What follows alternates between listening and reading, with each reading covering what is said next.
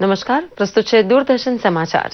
ભારતના પ્રધાનમંત્રી નરેન્દ્ર મોદી પાસેથી સહાનુભૂતિ મળતા ઉત્સાહિત બનેલા બલોચ રાષ્ટ્રવાદી ચળવળના નેતાઓ દ્વારા હવે પાકિસ્તાની દમન સામે અમેરિકા અને યુરોપિયન યુનિયન પાસે ખુલ્લેઆમ મદદ માંગવામાં આવી છે। બલોચ નેતા ખલીલે કહ્યું છે કે ધાર્મિક ત્રાસવાદ ફેલાવતું પાકિસ્તાન માનવ હકનું કેટલું નિર્દયી ઉલ્લંઘન બલુચિસ્તાનમાં કરે છે તે દુનિયા સામે ઉઘાડું પાડવાનો સમય પાકી ગયો છે।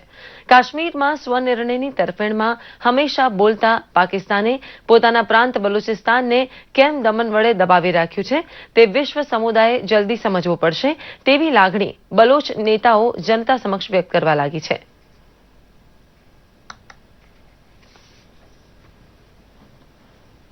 કાશ્મીર ખીણમાં કર્ફ્યુ લદાયાને આજે 39 દિવસ થયા છતાં અશાંતિ હળવી બનતી નહીં હોવાથી ગૃહમંત્રી રાજનાથસિંહ દ્વારા ઉચ્ચસ્તરીય સમીક્ષા બેઠક બોલાવવામાં આવી હતી।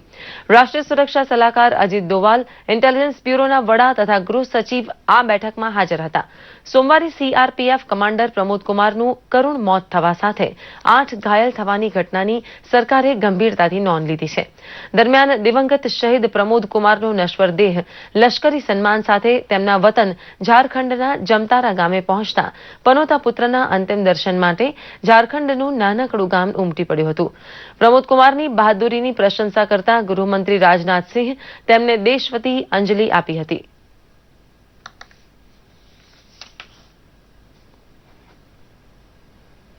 ભાજપ સરકાર દ્વારા સ્વાતંત્ર્ય દિવસ 15મી ઓગસ્ટથી અમુક ટોલ નાકા ઉપરથી એસટી તથા નાના વાહનો માટે ટોલ મુક્તિનો અમલ શરૂ થતા ફાયદાનો અનુભવ જનતા કરવા લાગી છે। ગુજરાતમાં અલગ અલગ ધોરીમાર્ગ ઉપર આવેલા 12 ટોલ નાકા ઉપર પસાર થવાનું મફત બનતા એસટી દ્વારા બસ ભાડામાં સીધો ઘટાડો કરી પ્રવાસીઓને રાહત આપી દેવાઈ છે।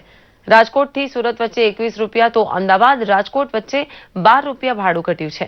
બસ ભાડામાં ઘટાડાને પગલે એસટી તરફ પ્રવાસીઓનું આકર્ષણ વધતા સરવાળે નફો થવાનો તેમ એસટીના રાજકોટ ડિવિઝનના અધિકારી સદેશિવ ગોહિલનું કહેવું છે।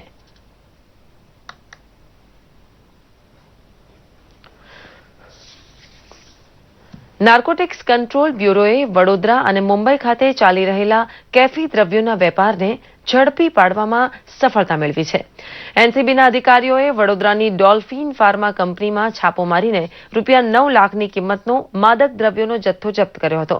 એ જ પ્રમાણે મુંબઈ ખાતે કેસી ફાર્મા કંપની પર દરોડા પાડીને રૂપિયા 1 લાખની કિંમતનું કેફી દ્રવ્ય જપ્ત કર્યું હતું। આંતરરાષ્ટ્રીય બજારમાં આ કેફી દ્રવ્યની કિંમત રૂપિયા 60 કરોડ બોલાય છે। બંને કંપનીઓ નાના પેકેટ બનાવીને કુરિયરથી વિદેશમાં આ માદક દ્રવ્ય વેચતી હતી।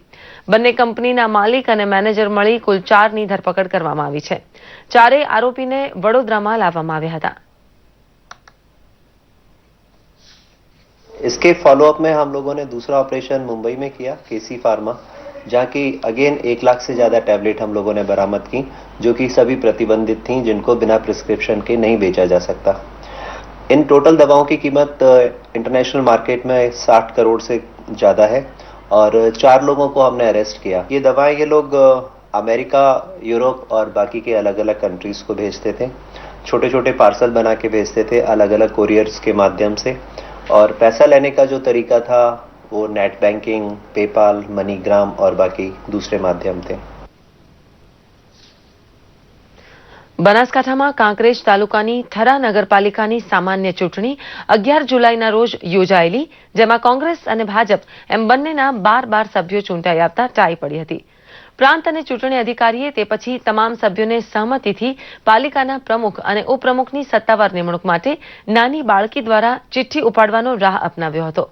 ભાજપના પ્રમુખ પદ માટેના ઉમેદવાર ખાનુભા વાઘેલા અને કોંગ્રેસના ઉમેદવાર વિનોદ ઠાકરની ચિઠ્ઠીમાં નામ લખીને નાની બાળકીને ચિઠ્ઠી ઉપાડવાનું કહેતા બાળકીએ ચિઠ્ઠી ઉપાડતા કોંગ્રેસના વિનોદ ઠાકરનું નામ ધરાવતી ચિઠ્ઠી ઉપડી હતી। થરા નગરપાલિકાએ કોંગ્રેસના વિનોદભાઈ ઠાકોરને પ્રમુખ પદે ચૂંટાયેલા જાહેર કર્યા હતા।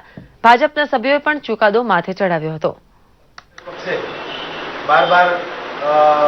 વોટ પડતા ફરીથી એ જ પ્રક્રિયા ચૂંટણી દ્વારા કરવાની થઈ। એમાં પણ 2 ઉમેદવારો હતા, શાહ ધીરજકુમાર પીટુલાલ અને બીજા વસંતકુમાર જયસુમજી કાંગોસ। તો એમાં પણ ચિઠ્ઠી દ્વારા નાની બાળા દ્વારા અમે ચિઠ્ઠી ઉપાડી, તો એમાં ઉપપ્રમુખ તરીકે શાહ ધીરજલાલ પીટુલાલ એમને ચૂંટાયેલા છે. જે મેન્ડેટ આપ્યો હતો એ મેન્ડેટના અનુસંધાને આજે પ્રમુખ અને ઉપપ્રમુખની ચૂંટણી થઈ અને આ ચૂંટણીમાં કોંગ્રેસ પક્ષના પ્રમુખ અને ઉપપ્રમુખ બંને ઉમેદવારો જે વિજેતા થયા છે એ બદલ એ બંને ઉમેદવારો સમગ્ર થરાની જનતાને પહેલા તો કોંગ્રેસ સમિતિ વતી ખૂબ ખૂબ અભિનંદન આપો છો. આ સાથે જ આ બુલેટિન અહીં સમાપ્ત કરે છે. નમસ્કાર.